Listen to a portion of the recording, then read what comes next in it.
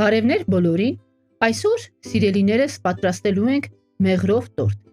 Մեր ընտանիքի կողմից սիրված ամենահամեղ տորտը, որը Նապոլեոնից հետո զբաղեցնում է երկրորդ տեղը։ Հիմա սկսենք այն պատրաստելը։ Տարայի մեջ կոտրում ենք 4 ձուն, ավելացնում ենք 250 գրամ շաքարավազ և լավ խառնում ենք։ Ավելացնում ենք 3 ճաշի գդալ մեղրը և 125 գրամ կարագը և դնում ենք ջրային գոլորշու վրա։ Ցածրացնում ենք կրակը, որպեսզի ջուրը ինտենսիվ չեռա։ Ամբողջությամբ շաքարավազը և կարագը պետք է լուծվեն։ Երբ որ լուծվում են, ավելացնում ենք կես թեյ գդալ սոդա։ Մնացած կեսը կավելացնենք հետո և այդ ամենը խառնում ենք։ Հենց որ զանգվածը սկսում է փրփրելը, անմիջապես ավելացնում ենք 1 բաժակ ալյուր։ Ալյուրը ավելացնելուց հետո եփում ենք 20 րոպե։ Չենք մոռանում, որ ընթացքում անընդհատ պետք է խառնենք։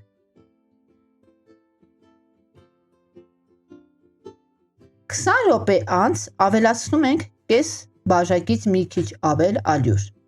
և խառնում ենք ևս 5 րոպե։ Սեղանի վրա շաղ ենք տալիս մաղած ալյուրը, ձեռքով մի փոքր տարածում ենք, լցնում ենք խմորը, վրան մի փոքր ալյուր ենք շաղ տալիս, ծածկում ենք սննդային թաղանթով և քանի որ տաք խմորը շատ ալյուր է կլանում, այն կթողնենք այսպես մի քանի րոպե, որպեսզի սառչի։ Պատրաստում ենք կրեմը այդ ընթացքում։ Հարիչով հարում ենք 250 գրամ կարագը, որը շատ փափուկ պետք է լինի, քիչ-քիչ հարելեն ավելացնում ենք եփովի կրեմը,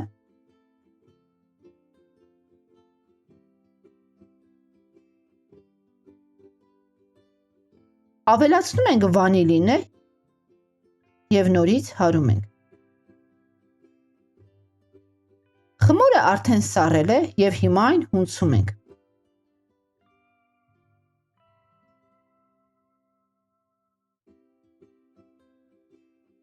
Բաժակի մեջ լցնում ենք 1 ճաշի գդալ ալյուր և կես թեյ գդալ սոդա, խառնում ենք և լցնում ենք խմորի վրա, սկսում ենք հունցելը։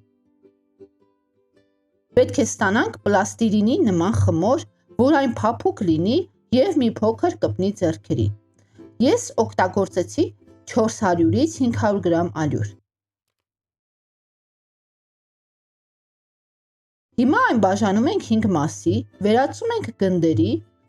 բոլոր գնդերը դնում ենք մի կողմ և ծածկում սննդային թաղանթով, որպեսզի կեղև չառաջանա։ Յուղաթուղթի վրա շաղ ենք տալիս ալյուրը, դնում ենք գունդը,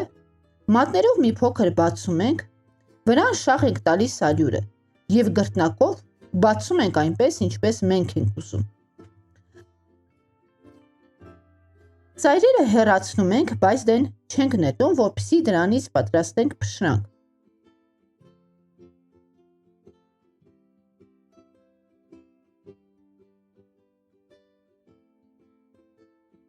Պատառաքաղով ծակծկում ենք, դնում ենք ջեռոցի տապակի հակառակ կողմի վրա,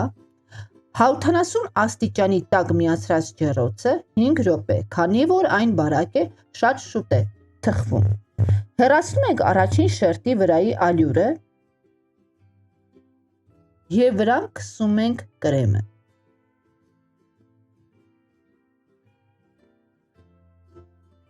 Հետո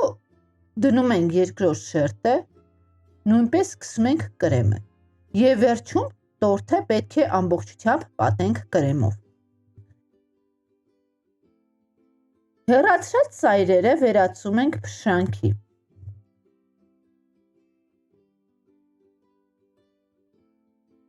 Եվ տորտը ամբողջությամբ պատում ենք փշրանքով։